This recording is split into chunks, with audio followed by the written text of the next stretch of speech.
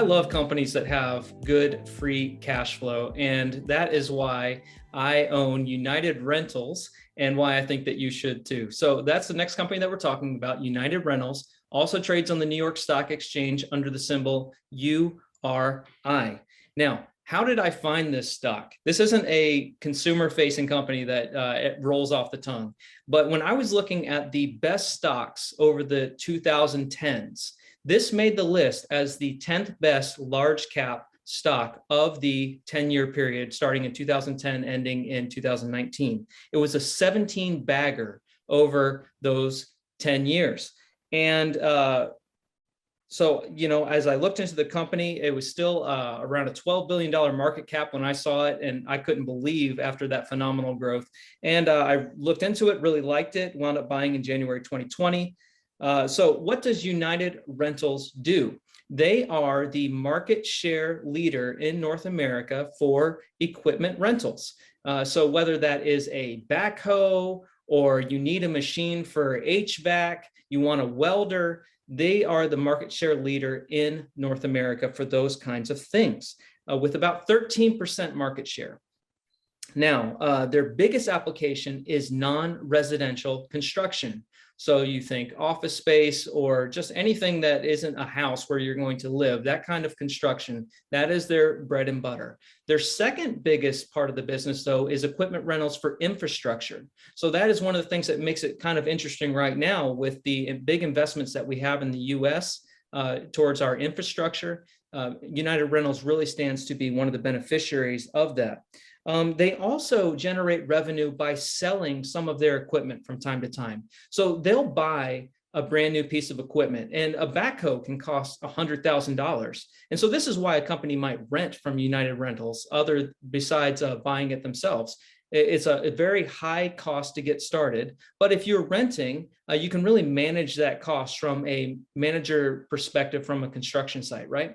But from time to time, United Rentals will look at the cost of maintaining that piece of equipment versus selling it right now at going market rates, and they will also generate revenue from the sale of that. So basically, they'll make some money off the rental until it's no longer really profitable for them, and then they'll go ahead and sell it for a decent profit as well. One of the things I like about this is it's kind of a boring business, but it's very profitable. It's very predictable. So management has a really good finger on the pulse when it comes to what's going on in non-residential construction and infrastructure, those sort of things. They really have a good sense of what demand is going to be year in and year out. And because of that, this is a free cash flow machine as well. So in 2020, they generated $2.5 billion in free cash flow. That is a little bit high for them. They did pause some capital expenditures when they weren't quite sure what was going to go on in the early days of the pandemic. If you go back to 2019, it's a little bit of a better baseline for what they're capable of from a free cash flow perspective. So they generated $1.6 billion in 2019. That's a 17% free cash flow margin. And this year, they're projecting around $1.7 billion in free cash flow, also around a 17% margin. Because of that, this stock trades at a pretty decent value in my perspective. It's about a 25 billion market cap today, which means it trades at about 15 times this year's free cash flow. That is a very rare multiple. Now, of course, to be a market-beating investment, management has to invest that cash flow in things that is going to create shareholder value, right? So some of the ways that they do this, I mentioned market share, right? They're the market share leader, but only 13%. And they nearly double their closest competitor. 75% of the rental market is from players who have less than 2% market share. So a lot of small players in the space that United Rentals can use their free cash flow to go out and acquire more market share. And so they've done this recently with a company called General Finance Corporation. This company provides modular office buildings to construction sites. So it's a little bit different from what United Rentals' core business is. So it provides some kind of a new cross-sell opportunity by acquiring this company. They spent about $1 billion to acquire it, only around 3 times sales, so decent value for a profitable company. And it's going to be immediately accretive to their earnings and their cash flow. So I think that's a good use of capital. They also buy back a ton of stock. So over the last 5 years, they've reduced their outstanding shares by 16%. Right now, their share buyback program is on pause. They paused it in the middle of 2020 because of the pandemic.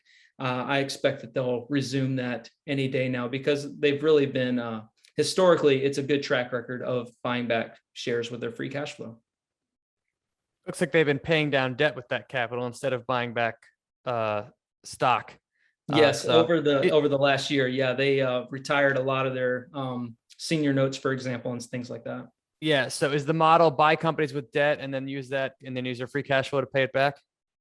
Because they look pretty levered. Is that correct? Yeah, they're decently levered. I think they're looking for they're around 2.5, and they want to get that down to about 2.